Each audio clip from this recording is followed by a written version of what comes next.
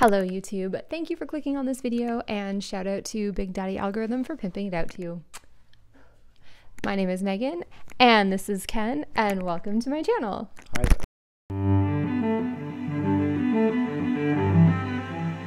So for those of you who don't know, which a lot of you do because they watch his channel too, Ken is my partner and he also has a YouTube channel, and he is here today to help me film a video that I needed more than two hands for. But before I get into that, I'll just let him plug his channel. So Ken, why don't you tell us a little bit about yourself? All right, me and my extra two hands have a YouTube channel called the Continuum, where I do walks all around Toronto, mostly on the streets, but sometimes I take transit rides also. And that's obviously under the Continuum on YouTube, all one word or separate, it works either way. I will link to his channel in the description below, so go check it out. Sometimes I even appear on his videos, but they're pretty cool and he uploads every day. So I will link to that below. Go check it out. Give him some love because he came a long way today just to help me film. So for today's video, I am finally at the point where I'm almost done that like stupid long embroidery project that I've been working on. Guys, I actually tallied it up today. I've been working on this stupid project for 8 months. 8 months since October. It is now almost May and I'm just finishing off. All I have left to do are the sleeves, which is why Ken is here. So I thought, because sleeves are the trickiest part of historical costuming, for those of you who are in the historical costuming community, you know what I'm talking about. Just as an aside, we call sleeves sleevels, as in sleeve evils, because I don't know how like 2 tubes of fabric can be so like existential, but they are. Anyway, so I am now at the point where I can attach the sleeves. So I thought I would film it and give you guys a quick little tutorial on how to do that. So I'm going to show you how to properly set 18th century sleeves into a garment. So the technique that I'm going to show you is correct for the 1670s with the mantua gowns right up until the 1820s. After that, sleeve shapes and the way that they were set into a bodice changed drastically. But the technique that I'm going to show you today would still be correct for like the entirety of the 18th century, the last half of the 17th century, and like the first little bit of the 19th century. So that generally spans the majority of what most historical costumers work in anyway. So hopefully this sleeve tutorial helps you guys. I am not a professional. I'm self-taught. I'm an amateur. So there's probably some things that I do in here that are not technically correct, but it works for me. So I'll show you how I do it. So the thing about historical sleeves is that they are very different from modern sleeves. If any of you sew modern clothes, you know that to set modern sleeves into a garment, all you really have to do is like shove them into the armhole and then put them through the sewing machine and then sew like this little seam around here, and then you're basically done. It's not that simple with 18th century garments, unfortunately. It's a bit of a multi-step process, which is why they are so evil to actually do. So sleevel, that's right. That's why they're called sleevels. So because it's so complicated, a lot of people don't research properly how to do it. And also, if you've ever seen like modern costume dramas that are set in the Regency period, yeah, I'm looking at you, Bridgerton. Made it more luxurious and more, or like the 18th century or even the late 17th century, and you notice that there was something just like kind of off about the costumes, it's probably because the sleeves were not set properly. It really does make a huge difference. It's such a subtle detail, but it is the difference between like having a garment that looks slightly off and having a garment that looks period correct.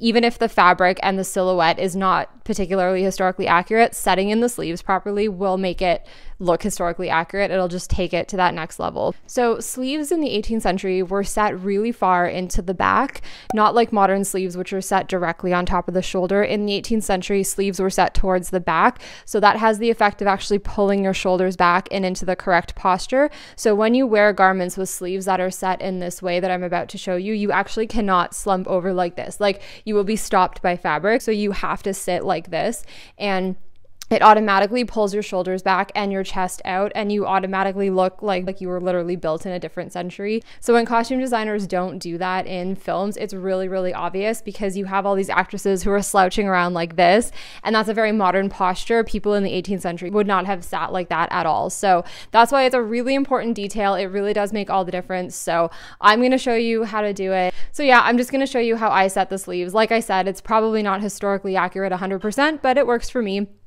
And hopefully it'll work for you guys too. So let's go.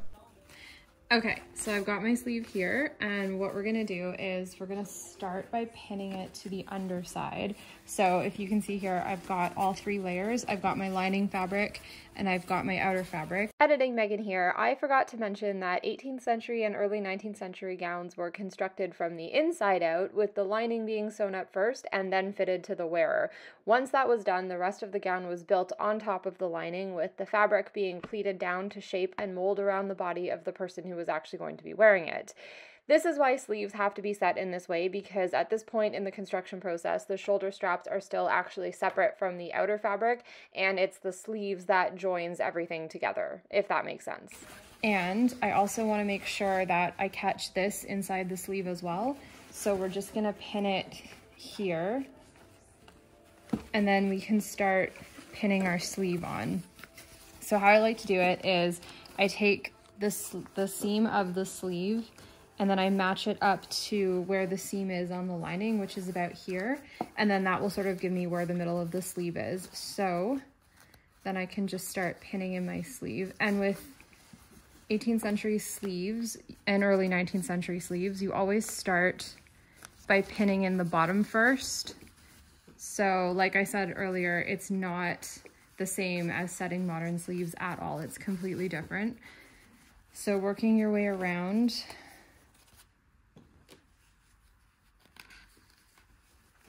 and sometimes you might have to do this process of pinning the bottom a couple of times to make sure that you really have your sleeve in where you want it to be. Usually I have to do this at least twice before I'm happy with how the sleeve is set in, but I'm aiming for 1 shot today, so we'll see how that goes. But basically, you want to pin in the entire bottom, going around to this side, and making sure that you catch all the layers with the pins, because you're going to have to sew through all of those layers. So with modern sleeves, you would just continue pinning this all the way around, and then you would sew it with the machine. But with 18th century sleeves, obviously there's no machine, so that's number 1. Number 2 is what you do is you pin the bottom first, then I'm going to try this on and make sure it fits. Then if I'm happy with it, the next step is to pin it to the lining, and then I just sew it onto the lining like that. And then you take your outer fabric here, and then you top stitch it on top, and you cover that lining piece. And that's essentially how sleeves are set, but I'm going to walk you through. So the next step is to try this on. So let's go do that.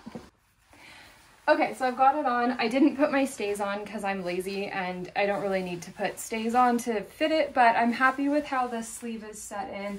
I've also gone ahead and pinned it to the lining, so I'm happy with this. I'm not as happy with this one. I think I'm gonna have to turn the sleeve a little bit more to really get this part to catch over here. So I'm gonna go ahead and repin it. This is what I mean when I said sometimes it takes a couple of tries to get this part right, but it's worth it to get a good fit. So I'm gonna go ahead and repin this, so let's go do that. A few minutes later.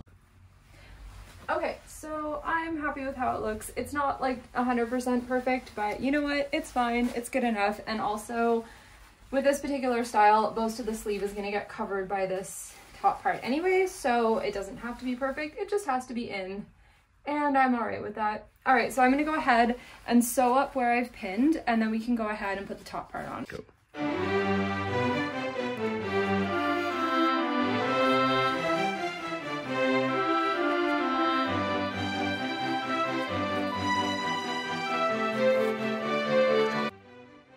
All right, so we've got the underside attached, and there is like, I don't know if you can see it here, if you wanna like zoom in, there's a lot of excess fabric here in the arm side. That's okay, we're gonna trim it after, which is like the most satisfying thing to do. But right now, what we need to do, the next step, is we're gonna pin this to the shoulder strap. So in 18th century garments, you would normally do like a small tuck in here, and then you would pleat this down and pin it to the shoulder strap. I drafted these sleeves so that they would be tight enough on my shoulder not to have to pleat, because I am going to be draping this over top, and there's going to be a lot of volume here, so I didn't want too much bulk in the sleeves underneath. So that's why I made that decision. But if you want to be like really correct for the late 18th century / early 19th century, then this sleeve head would be a lot wider, and then you'd actually pleat it down to here. But for now, I'm just going to go ahead and start pinning it in. And oh, by the way, every time you do any kind of stitch on a sleeve, you always want to do a back stitch, because the sleeves and the shoulders have to take a lot of strain. So anytime you're stitching on a part of a garment where there's a lot of strain, like a waist seam or a shoulder seam or a sleeve, you always want to make sure that you're doing a back stitch, because you want the strongest possible stitch in there. Otherwise, you run the risk of your garment falling apart, and we don't want that. So I'm just going ahead and pinning this in here. So ideally, the best way to set sleeves in general is to actually put on all of your period correct undergarments, including your stays, your corsets, whatever it is that you wear underneath.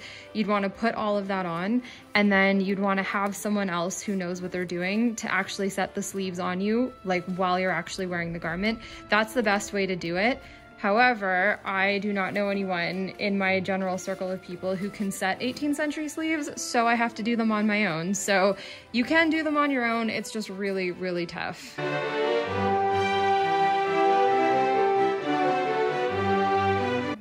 think that's fine. And don't worry about all these raw edges, they're all gonna get hidden. That's the thing about historical sewing, is that you cannot be afraid of the raw edge. I think we as modern people expect our garments to be so cleanly finished that you don't even see a single stitch, let alone a raw edge anywhere. But 18th century mantua makers were not nearly so fastidious about their raw edges. You can see them all over. Okay, I think I'm happy with how that's sitting. The last step will be to pleat this down so that it fits under the shoulder strap, and then we'll just top stitch this down to the sleeve once it's done, and that will be it. But before we do that, we have to stitch this down, so let's go do that.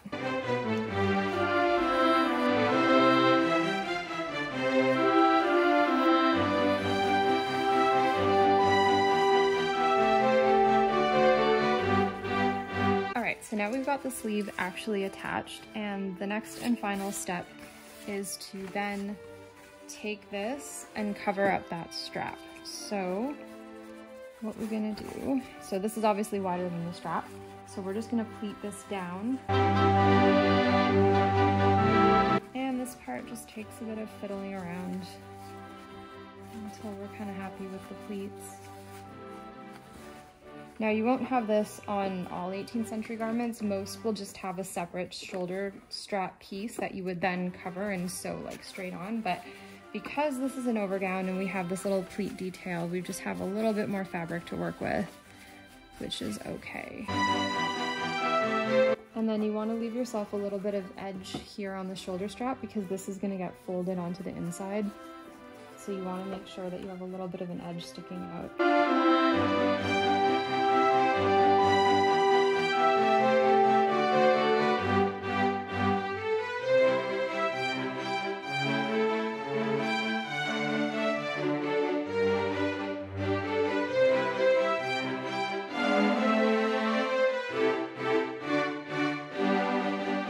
Also, a note about pinning. I know a lot of people like to pin horizontally or vertically like that, but I always prefer to pin horizontally because I just find it covers more ground and then requires less pins. And when you're working with silk, the less you can pin it, the better, because the pins will actually scar the silk. So that's why I do that.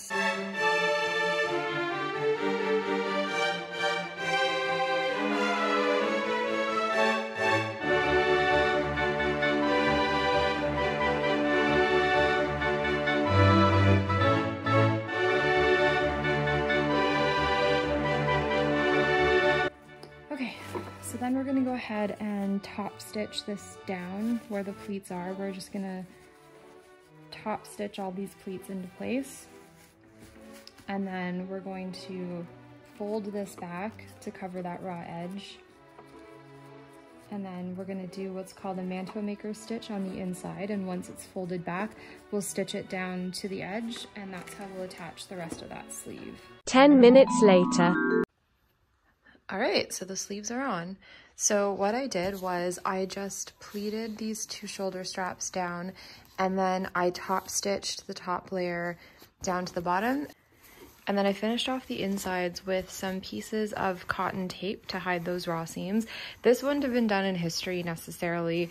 Mantua makers actually quite often left the seams raw on the insides of a garment, but I am still a modern person and I hate the sight of unfinished seams. Oh, stray thread. So I always finish mine off, even though it's not technically historically correct to do so, but I can't bring myself to leave raw edges inside of a garment. And then I just went ahead by hand and overcast the bottom edge of the armscye, and I did that on both sides. And then I added a little button closure at the front. So this is officially done, which means I am going to try this on so that you can see the full outfit finally after 8 months, and then I can see the full outfit, and I'm super excited to get this on. So yeah, that is how you set an 18th century sleeve. If you have any questions, feel free to ask. I will do my best to answer. Again, I want to reiterate that I am an amateur. I'm sure there are more correct ways of doing it. This is just how I do it. It works for me, and you can see how far into the back the sleeves are actually set. So this is actually going to pull my shoulders back into the correct posture, and I've tried it on and it does work. So I'm gonna go put this whole ensemble on, and then I will do the big reveal.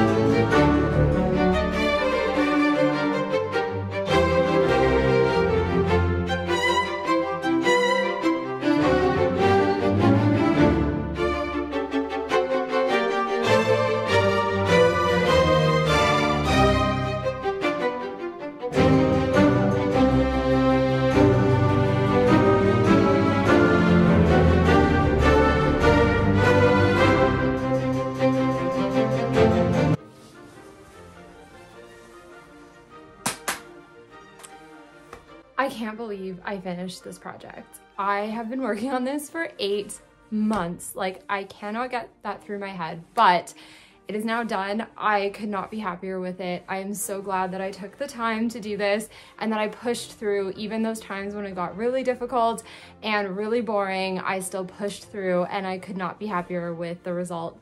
So for those of you who are interested or working on your own projects, that is how you set an 18th century or early 19th century sleeve. Like I said earlier, this technique is correct for anything from the 1670s, like the mantua gown, all the way up to the 1820s. So that includes the late 18th century, the Regency period, the whole of the early 18th century as well.